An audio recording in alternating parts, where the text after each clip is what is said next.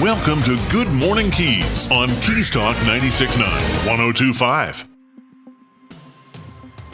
And good Keys. It is Keys Talk 96.9, 102.5, the Talk of the Keys, 27th of July. How about that? We're already well past the halfway mark of the year.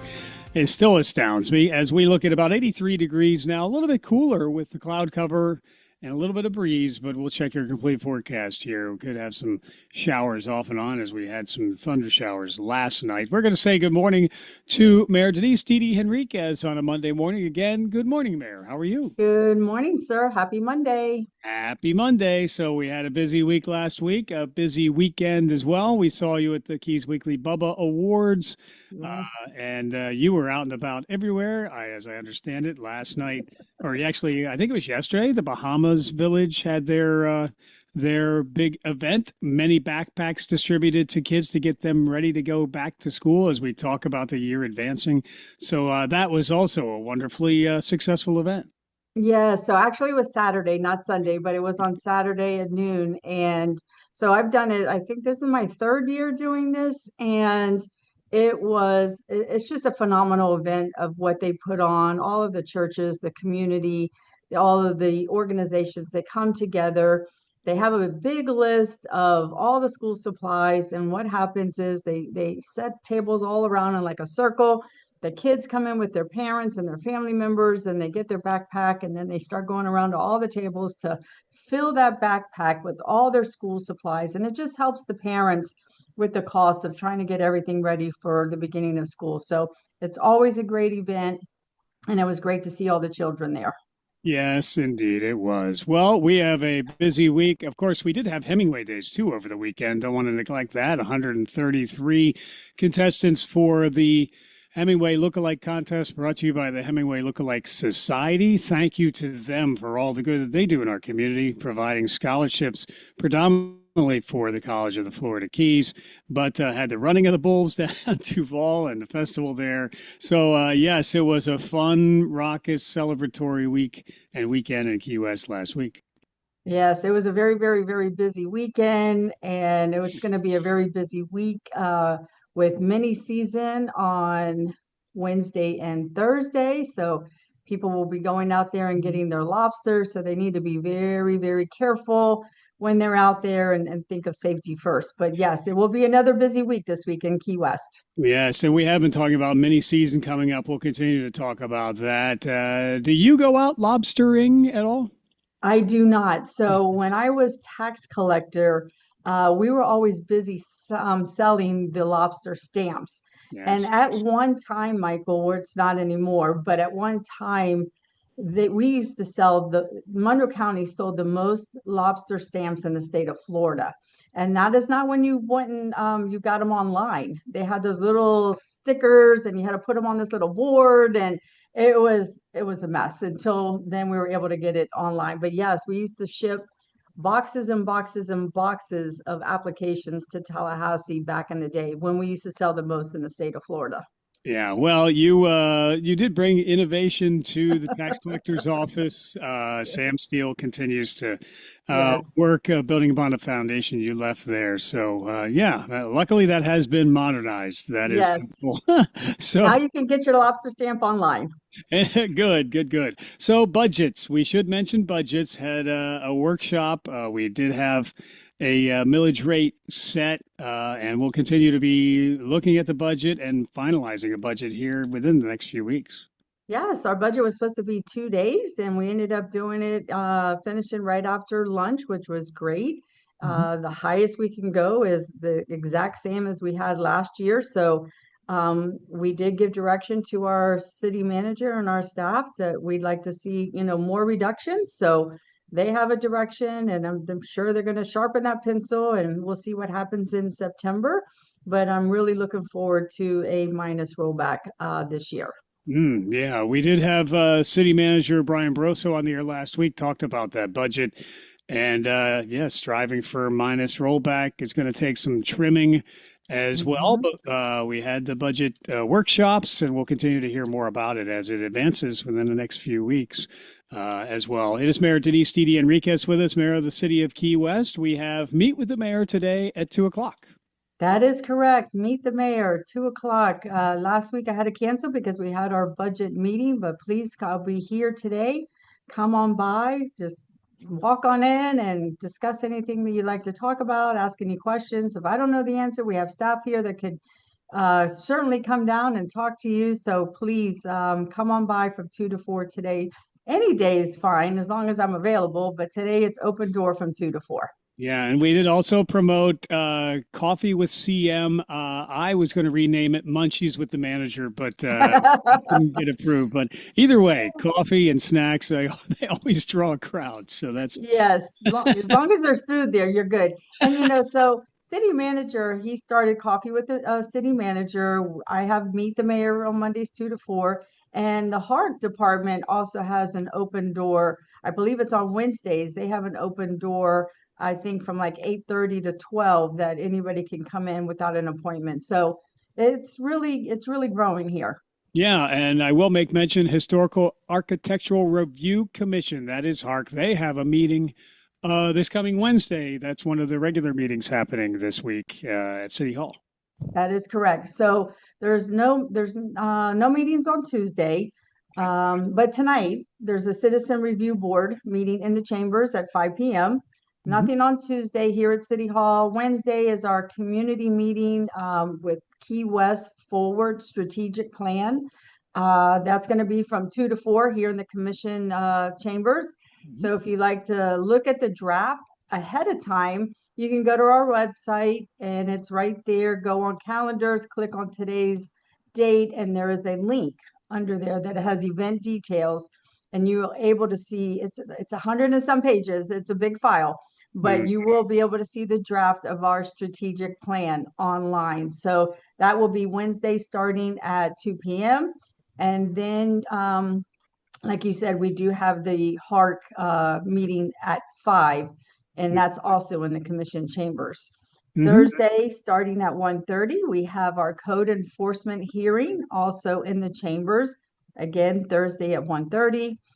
Friday, we have the early bird cleanup, and that is going to be hosted by the Gardens Hotel starting at 8 a.m. But we will be in front of Fire Station 2, which is on Simonton Street. So come on down and let's clean up that area. And then Saturday, August 1, like you said earlier, Michael, we're already getting into August. So August 1 is the Household Hazardous and E-Waste Collection. And that starts at 8 a.m. It's from 8 to noon, located at 1801 White Street, which is also known as the Indigenous Park. So there's quite a few things going on this week. And again, Wednesday, Thursday is mini lobster season. But also just to remind everyone that next week is our commission meeting on August 6th, starting at 9 a.m. Our agenda will be posted either Wednesday or Thursday. And look at the agenda, see if there's anything that you'd like to see or have comments on. Let us know, email myself and all the commissioners. But there will be a commission meeting next week, at 9 a.m. And then another reminder, August 4th is the Business Roundtable hosted by the City of Key West and the Greater Key West Chamber of Commerce. That's Tuesday, August 4th, City Hall from 11:30 to 1:30. It is open to all members of the business community, business owners, managers, supervisors, support staff. So if you're interested in coming, please call and reach out to Carrie Baker at the chambers, and her number is 305-294-2587. And that's all part of that building the partnerships with our community. We had done one with the Realtors Association, and now we're doing one with the business community as well. Very well. Yes, Danise Henriquez with us, Mayor of the City of Key West on Good Morning Keys. One other noteworthy issue from last week that we did not get a chance to cover because it happened after you and I spoke, but you unveiled the sign for the new name for Fire Station number 3 last week. Oh, yes. Right.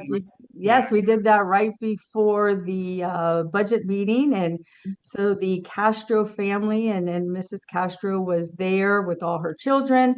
and the firemen were there, and it was just an honor to be able to give her something. And because right now we didn't want to do the unveiling of the Fire Station 3 because it's going to be knocked down. So we didn't want to waste any taxpayer dollars. So we're going to wait till the actual building is built, and then we'll make it official and unveil the name on the Fire Station 3. But yes, we were able to give her something with her family, stating the Edwin Eddie Castro Fire Station 3 building. Yes. Yes, in the name of the late Fire Chief Edwin Eddie Castro. So very Yes. fitting Yes. for that commemoration as well. So again, Meet the Mayor starting at 2:00 today. Your chance to collaborate and have your voice be heard by the mayor herself. And then we are off to another busy week of mini season and well, continuing on as we get into August already. I think we've hit the highlights here, Mayor. But is there anything else that we should mention at this time? No, always go to our website, look to see what's going on during the week, and have a great week and be safe out there. Absolutely. Again, that strategic plan public meeting, July 29th. Keep that in mind. All details for all that we have talked about this morning and more is at the City of Key West-FL.gov. With that, I know you've got a busy week to get to. We always appreciate you taking the time to visit with us on Mondays. You have a wonderful week. We'll talk soon, Mayor. Thank you. Bye-bye. Thank you. Take care. It is Mayor Danise Henriquez with us. She's the mayor of the City of Key West. Keys Talk 96.9. 1025, the talk of the Keys, and we will return with more Good Morning Keys in a moment. Are you frustrated by weight gain even though you constantly diet? Do you have low energy or always feel tired? It could be hormonal imbalance. Hormonal imbalances, especially as we age, can be the cause of depression, weight gain, mood swings, decreased libido, and many other chronic conditions. At Keys Med Spa, we have helped thousands of women and men regain their hormonal balance with BioT, bioidentical hormone optimization therapy, and the results are life-changing. Keys Med Spa BioT hormone therapy is safe, effective, painless, and affordable. And the big difference at Keys Med Spa, this is all overseen by renowned Dr. Peterson, who has had a medical practice in the Keys for over 27 years. Cool sculpting, Botox, skin treatments, BioT hormone therapy, and more. Dr. Peterson and his team are here to help you maintain your youthful glow and vitality. To see if BioT hormone therapy is right for you, call Keys Med Spa today at 305-587-9183. If you're on vacation to relax and have fun, we have an app for that. The Greenhouse carries products that can help you reconnect with your inner child, dance with confidence, reduce stress, and we have others that'll help you relax with a good night's sleep.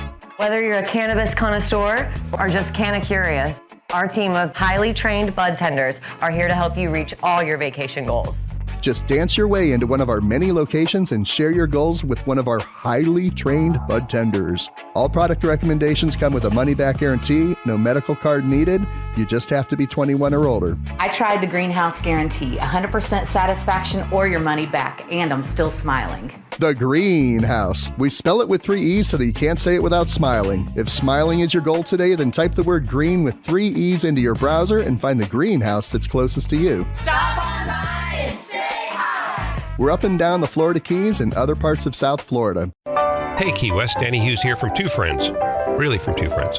So Maura and I were sitting at breakfast in the bar listening to live music at 8:30 a.m. on a Tuesday. She's about to enjoy some huevos rancheros and me shrimp and grits with fried oysters. Heart healthy. And Maura says, Dorothy, we're not in Kansas anymore. It was perfect because we didn't move here because Key West is like a lot of other places. We moved here because it isn't like any other place on earth. So meet your friends or make your friends at Two Friends, 512 Front Street in Old Town Key West or twofriends.com. This is Good Morning Keys on Keys Talk 96.9, 102.5.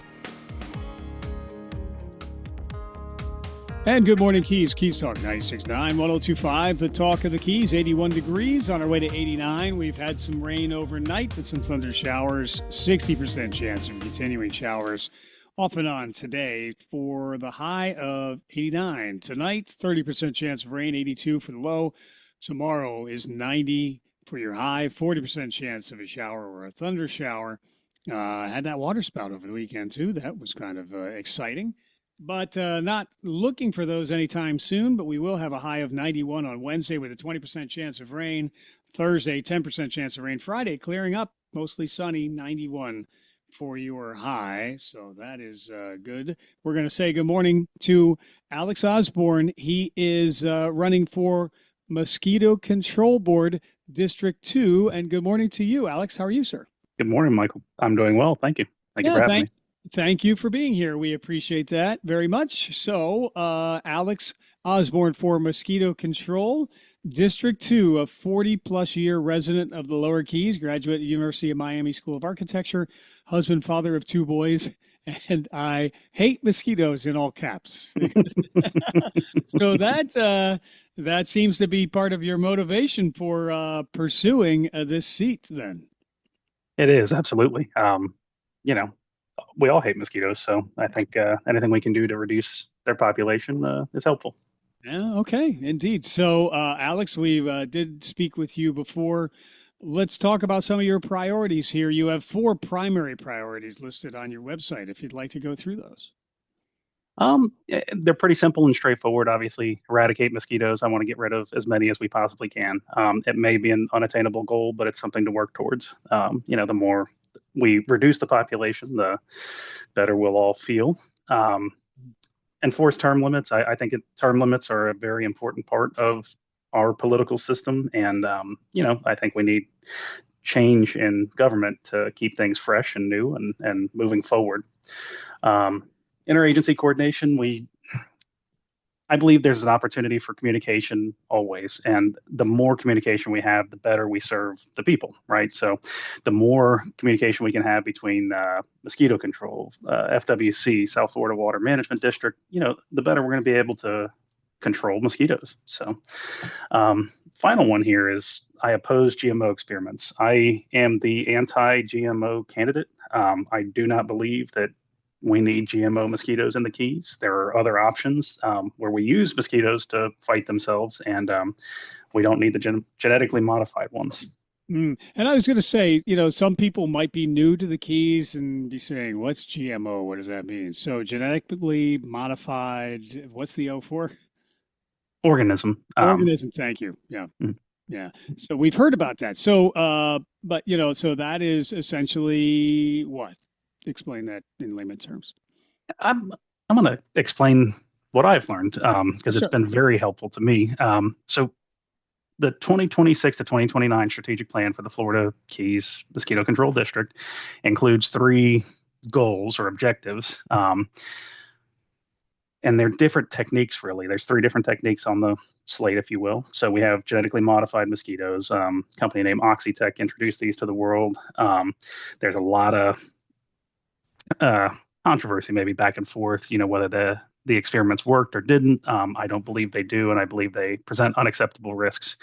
We are modifying mosquitoes with chemicals, including tetracycline, which is actually a antibiotic, and then we're releasing them into the environment to breed with female mosquitoes. Anytime we play God, I think it's a mistake, but that's GMO. There are 2 other options, and they're both sterile insect techniques. One of those they're actually using effectively in Lee County, I believe. They're breeding their mosquitoes in a lab, and then they're treating them with X-rays, which sounds terrible, but it sterilizes the male mosquitoes. They release them into the wild. They mate with females. They do not have offspring, and they're reducing populations that way. Much better option than on GMO, in my opinion. And the other one, which is coming up a lot and on Facebook, let's say, is Wolbachia treated mosquitoes. Wolbachia is a naturally occurring bacterium that has been around, has been in use for a very long time in pest control. We introduced the mosquitoes male mosquitoes in a lab. Again, we introduced them to this bacterium, and it prevents them from being able to reproduce. So when they go out, they mate with the female mosquitoes, and the eggs are not able to become, adult mosquitoes. It does not hurt humans. It's not dangerous to humans. It's not dangerous to most other animals. It occurs naturally in most animals and insects in the wild. It does not occur naturally in mosquitoes, and that's why it's effective at controlling them. So those are the 3 options that we're looking at. Alex Osborn, he is running for Mosquito Control District 2. Board member, Keys Talk 969-1025, the talk of the Keys. So, yeah, I was going to ask you, if it's not GMOs, what are the options? And you just ran through some of them. There are traditional techniques still being used today. If some of the options that you have mentioned were deployed more, is that enough to control the mosquito population, or do we still need some of the more, let's say, traditional methods, spraying, et cetera? No, we need a multifaceted approach to mosquito control. These are novel technologies. We're using the bugs themselves to control themselves. There are others. We distribute or disperse larvicide, liquid and granular form, over the Keys. That's to prevent the mosquitoes from ever being born. Those also use a bacteria, BTI, and I won't try to pronounce the technical name, but again, not harmful to the environment. That's larvicide. Then we use insecticide. Nalid is the main one we use. We're actually rotating those now because the mosquitoes are becoming resistant to certain pesticides we're using. I do oppose the widespread use of pesticides. I think it's something we should keep in our back pocket, but we're killing bees and dragonflies. Dragonflies eat mosquitoes. It's a concern of mine. We're killing beneficial insects. Obviously we need bees to pollinate our food. So that's, the pesticide, larvicide. There's also traps.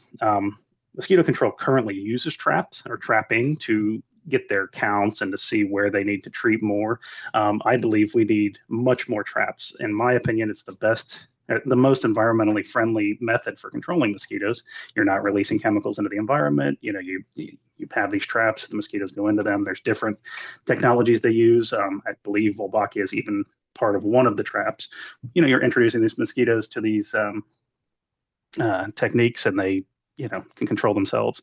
I believe it's something we can do, near our more environmentally sensitive areas. If we're trapping and not spraying, for instance, we're going to be friendlier to the environment. Okay, it's Alex Osborn. He's running for Mosquito Control Board District Seat number 2. Keys Talk 96.9-1025, the talk of the Keys. So, you've been following along the new resources on GMO mosquito programs and local planning. And a number of different reports and articles are available there at your website, Alex Osborn for Mosquito.com. That's Alex Osborn for Mosquito.com. You also do have a countdown to Election Day on your website as well. Very exciting day. Yeah, exactly. The countdown is on. It's very interesting. So, when you first launched this, was there any particular event that caused you to, want to commit to public service and public office? I've lived in the Keys for 40 years. My wife is, shall I say, sensitive to mosquito bites. Not allergic, but she's one of those that she gets bit, the bites swell up, and it makes me feel terrible. So for years we've been trying to do things in our own yard. Source reduction. Making sure we don't have any standing water. And we tried different techniques where we don't want to use pesticides. We live on a canal. We don't want that washing into the canal. So we've been working on it ourselves. But I was really surprised that the GMO thing came back up. I know we had done the experiment in 2023. They did the releases, and I thought that was done. And here I saw that it was coming right back. So I wanted to get involved and try to prevent that. I really think that we should not be using this technology. So, Alex, now if you are not successful in pursuing this endeavor and this seat, what will you be doing beyond the election? Obviously, you're a busy husband, successful architect, father, et cetera, et cetera. Do you envision continuing to stay involved in community issues and politics, maybe take a breather, et cetera? And that's not to assume that you won't win, but it's always interesting to see what people might plan on having experienced running for political office, which is not an easy and sometimes a very thankless endeavor. It's quite a lot. I will say that. After the election, with our architecture firm, we are involved, whether we like it or not, in hot ticket items and political issues, just because, our work is affected by it. We, local planning departments and land development regulations, it's all, things that our county commissioners and our city commissioners are voting on and, modifying laws. And so we're always involved in some form or another. But I certainly will take a break from campaigning. I would think so. And how do you plan to spend the next 21 or plus so days to the election? Any particular game plan for finishing it out? Well, surviving is right up there at the top of the list. There's an honest answer. I Not have that the others weren't, but that's a very that's a reflective answer. Yes, sir. Well, I have a very full schedule. I am balancing work in there, and that's been difficult. But we have a lot of things all over the Keys, which has been interesting and exciting. I've learned a lot about different parts of the Keys. You live here for 40 years, you think you've got it figured out, and you don't. I've met a lot of great people, and I look forward to meeting more people before the end of this. Yeah, indeed. Well, we have seen you out and about. You've been very active in pursuing this and very committed to it. We commend you for that. And I can only imagine that you've set a prime example and a very good, positive example for your kids, too, as to how to step up and pursue leadership for something you believe in. So we want to commend you for that as well. Thank you. I really appreciate that. Yes, sir. Indeed. Well, again, just a few weeks left. Maybe it's like my accountant friend in the office next to us in Key West. He and his wife take like a 3-week cruise right after tax deadline day. I would expect that either way, you and your family hopefully will get a couple of days off, after the election, no matter what the outcome, and it will be well deserved. Alex Osborn running for Mosquito Control Board, seat District 2. Alex Osborn for Mosquito.com as well. And again, we always like to provide a platform to speak directly to potential voters throughout the Keys. Now, refresh my memory, Alex, is this a county-wide election, or is it just those in the district who can vote for you? This is a county-wide election, and it's unique in the sense that it's an open primary. Both myself and my opponent are on the same political party, so anyone can vote in the Keys. Doesn't matter your party affiliation or where you live. So, okay, good. Well, we speak to listeners from Cuba to Miami, so a lot of people are hearing you and what you're doing, what you stand for. Is there anything else in closing that you'd like to say to the voters?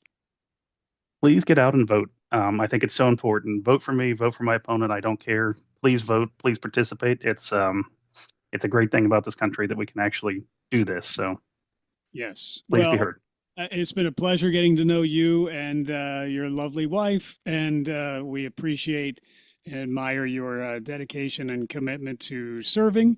And again, do vote on Election Day. The primary is when this race will be decided, among many others. So it's very important to participate. Alex Osborn running for Mosquito Control Board District 2. Alex Osborn for Mosquito.com. Alex, thank you so much for being here and your service to our community. We will talk soon. Thank you, sir. Thank you. Have a good day now. It's Alex Osborn. Indeed. He's running District 2, Mosquito Control Board. Alex Osborn for Mosquito.com. This is Keys Talk 96.9, 102.5, the talk of the Keys. We return with more Good Morning Keys in a moment.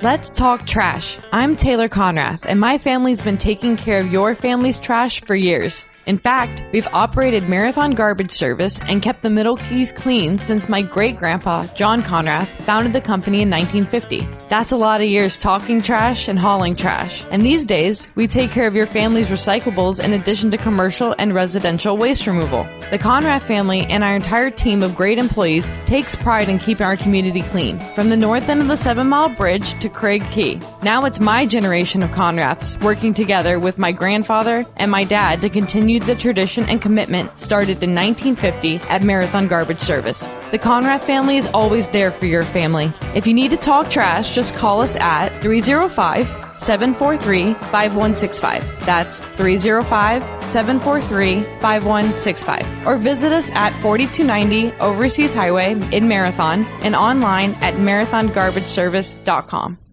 Step back in time. Step back into Old Town. Step into Old Town Bakery with fresh baked treats like pastries, cookies, brownies, and fresh breads made every morning. Enjoy hot and cold delicious ground coffee always brewing and handcrafted breakfast and lunch sandwiches made to order on oven fresh breads. And now Old Town Bakery features spinach mushroom feta quiche and ham and cheese quiche, delectable for breakfast or lunch by the slice. Get a whole quiche pie by ordering in-store with 24 hours advance notice. And enjoy new cream-filled croissants with chocolate or vanilla filling and award-winning fresh baked pies, including their key lime pie, voted the best in the Keys. Pick up their unique Old Town Bakery t-shirts for a friend or yourself and give the gift of deliciousness with a gift card available for purchase in-store. And their catering menu is available to make that next event memorable. Old Town Bakery on the corner of Eaton and Grinnell. Stop in or order online. Old Town Bakery, KeyWest.com.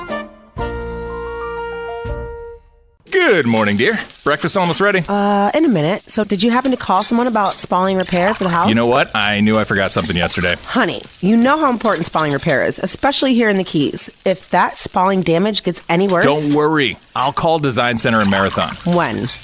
Today. How about now? Okay, dear. Now. Design Center, the most efficient spalling contractor in the Keys, providing the fastest results. With over 40 years combined experience in spalling repair and a member of the International Concrete Repair Institute, Design Center can handle the largest jobs to small structures. They also handle quite a number of condominium and county projects. Mention this ad or the program you're listening to and receive 10% off your spalling repair. Visit DesignCenterFL.com or call 305-735-4042. Design Center, 6677 Overseas Highway Marathon. License number CGC 1523838. Remember, mention this ad or the program you're listening to and receive 10% off your spalling repair from Design Center.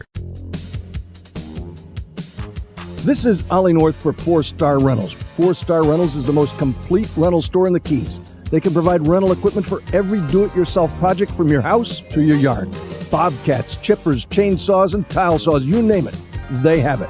They also deliver throughout the Keys. That's 4-Star Rentals. Model marker 4.5 on Stock Island. These guys are really good. That's 4-Star Rentals. Go see them soon.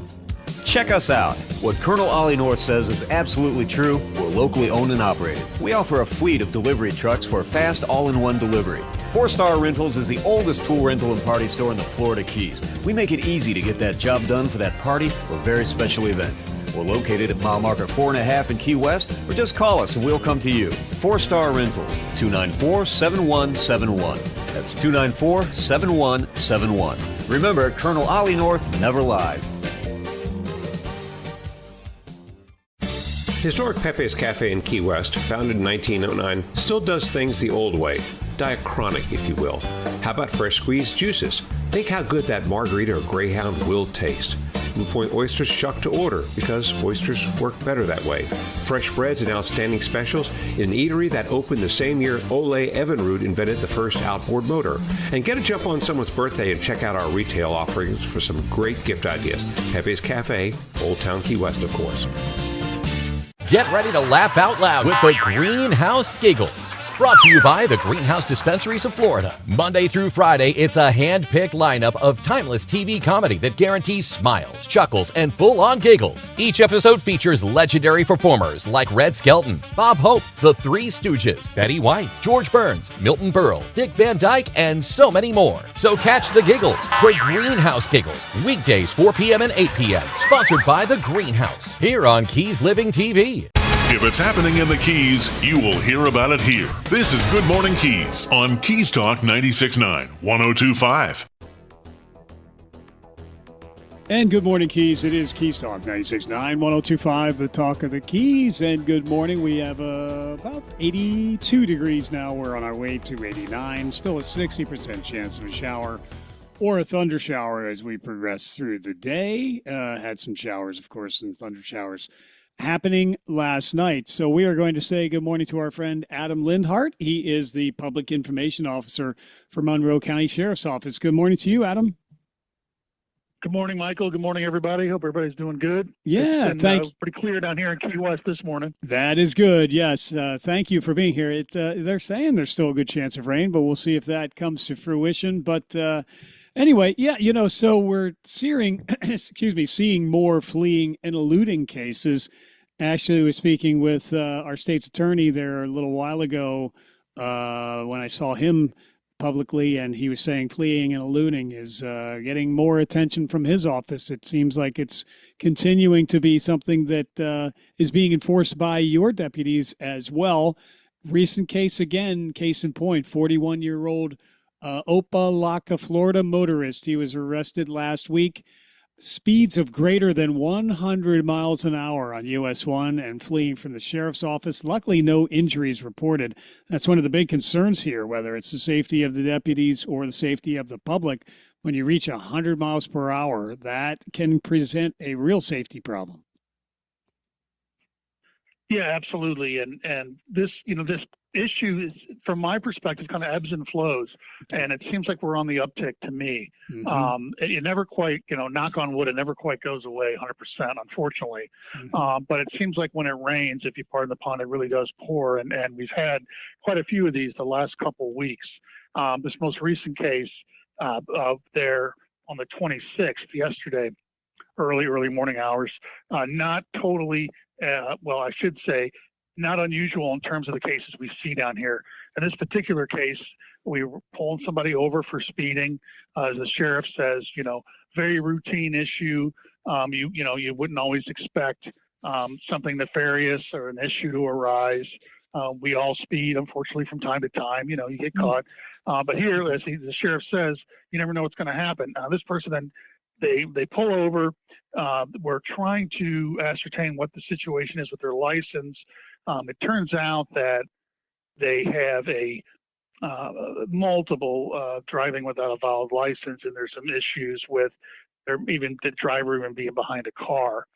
Well, that must have been on this driver's mind because he fled the stop and took off. And as you stated, reached up some pretty high speeds. We were able to successfully spike the vehicle with tire spikes, which is a great device. It's a wonderful, safe way typically to end a situation like that down here. The sheriff talks about them a lot. You'll hear him speak about them publicly quite a bit. They're very effective. So this is another case in that vein in which we had someone who, generally speaking, they had what seems to be a fairly minor issue, or I shouldn't say minor. Maybe you will end up going to jail, but the odds of you getting away for something like driving on a suspended license down here, on one road, it seems kind of crazy, and we see this often. At least I do, going through these reports every day, where it seems like a fairly non-serious offense, if that's what's driving the person's notion to flee, and yet now, of course, as the sheriff says, they find themselves in another whole world of trouble and issues and felonies resulting from that. So this case, from the other morning, it was just yesterday morning, about 3:00, I think, typifies that from my perspective, in terms of had you just stayed there, talk with I can't guarantee, nobody can guarantee that you may not be taking a ride to jail, depending on what violations have been committed. But to now be facing all these, felonies and so forth on top of the original issue, just it's a no-win situation. Yeah, it would seem that it's a lot easier to overcome, a speeding charge as opposed to felonies that resulted from this case and others. Apparently, he was resisting arrest, had to be forcibly removed from the vehicle after the second stop. Really created more of a mess for himself than was necessary. But the sheriff mentions it all the time, and you mentioned it too, Adam. A routine traffic stop, seemingly so, can really escalate quickly and become a hazard for law enforcement and for the public at large as well. Just one never knows what's going to happen from these traffic stops. We are speaking with Adam Lindhart. He is the public information officer for Monroe County Sheriff's Office. And Adam, we always appreciate you personally bringing us these stories and the details so that we can get out to the public what the sheriff's office is facing each and every day. Another case that happened last week, an 18-year-old marathon man arrested for stealing approximately $3,000 worth of merchandise from a marathon retail store where he was employed. And this led to an investigation whereby additional fishing rods and reels, fishing tackle, fishing accessories, coolers, and other merchandise with price tags still in plain view were found at this individual's residence. Upwards of almost $3,500 worth of merchandise was discovered. So successfully coming to conclusion, this investigation of retail theft. Yeah, this is a great case. I hope, again, knock on wood, that the cooler heads prevail and this young man gets his life straightened out and figured out that he shouldn't be doing this. And I think that might be the case. This was a ongoing investigation where this large store had noticed some things missing, like Yeti coolers, fishing rods, expensive stuff, fishing accessories, reels, tackle. Upwards of $3,500 at the end of the day of things. And our detectives got involved.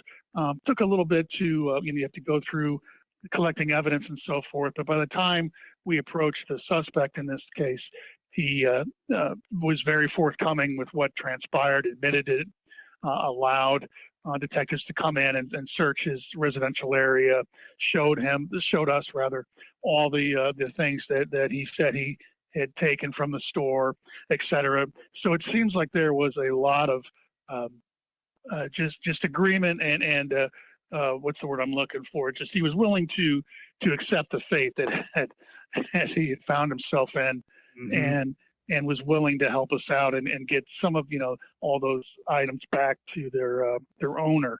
So I'm hoping this is a young person, although an adult, legally an adult. I'm hoping that the way everything went with this one, that this young person can get their life straightened out, that the courts will deal properly with the case. We know, obviously, you talked to our state attorney, Dennis Ward. He's always on top of his office, is always on top of these as well, finding an appropriate solution. I hope that this isn't the start of a lot of criminal activity for this young man. It's certainly, going through the reports and reading about how he handled himself after he was caught. That seems to be the case. Oh, well, good. Again, Adam Lindhart, he's Public Information Officer, Monroe County Sheriff's Office on Good Morning Keys. And yes, we do talk about the fact that the Sheriff's Office does really wish those perpetrators, especially first-time offenders, they do wish them well and hope that they get an opportunity to learn and turn their lives around, especially for those in the younger years as well. We do have a man last week, though, that apparently did not learn his lesson. In fact, a driver was stopped. Turns out he was convicted felon in possession of a loaded handgun following that traffic stop. And also, he had 3 previous driving with a suspended license convictions to his record as well. So he did not necessarily learn the first time around. He and come across violating the law. But again, this was another traffic stop resulting in the discovery of a loaded firearm in the vehicle. So once again, traffic stop netting more than what was first suspected. Yeah, absolutely. I think this case probably typifies the opposite of the case I just talked about. Yes. Where, you're reading the report and you wonder, is this guy, here's a 31-year-old man, is he ever going to learn? I think we had 3 previous driving with suspended license, and many one of those coming from just this past January. And then from that January, he was arrested for the same crime there in September of 25. So not only multiple examples, but examples that occurred within short proximity of one another, and a pattern that just suggests that, perhaps not all the cylinders are firing, if you pardon the pun, upstairs, and particularly to have a weapon, a loaded, like we said, Glock handgun there within reach, given his criminal history, and then had the weapon in the console. Everything just seems to line up with the case where, again, I'm going to give this one to Dennis Ward and his office and the court system. I'm not sure what what it can be done to teach this suspect a lesson or for him to figure out what he needs to be doing. But apparently driving is not one of those things. It's some of the times it's kind of rare that I'm surprised. I went going through these reports and reading about what our deputies and guys and gals have been up to. But here's one where just the proximity of the offenses makes you wonder what is going on with this suspect, why he just refuses to acquiesce from driving. Particularly, again, it's not a violent offense. It's not something that portends a large amount of prison time or any kind of issues. But now this guy finds himself in a situation where he's criminally in a lot of trouble over something initially ostensibly was a minor violation if he was willing to kind of correct his behavior and get on the right path. But again, kind of the opposite case of the case involving the young man in Marathon, and that's how it goes. Yeah, well, that is right. It's Adam Lindhart. He's a public information officer, Monroe County Sheriff's Office on Good Morning Keys.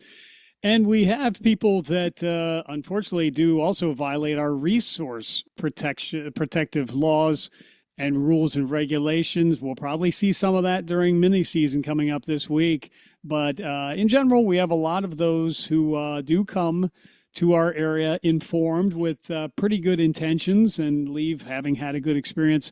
I'm sure the sheriff's office will come across some of those who are either not fully informed or maybe flagrantly violating the law. But either way, we'll have a lot of people here trying to get their limit and maybe even more during lobster mini season. That's coming up the mid part of this week. I know FWC has a number of additional officers on hand and on the water.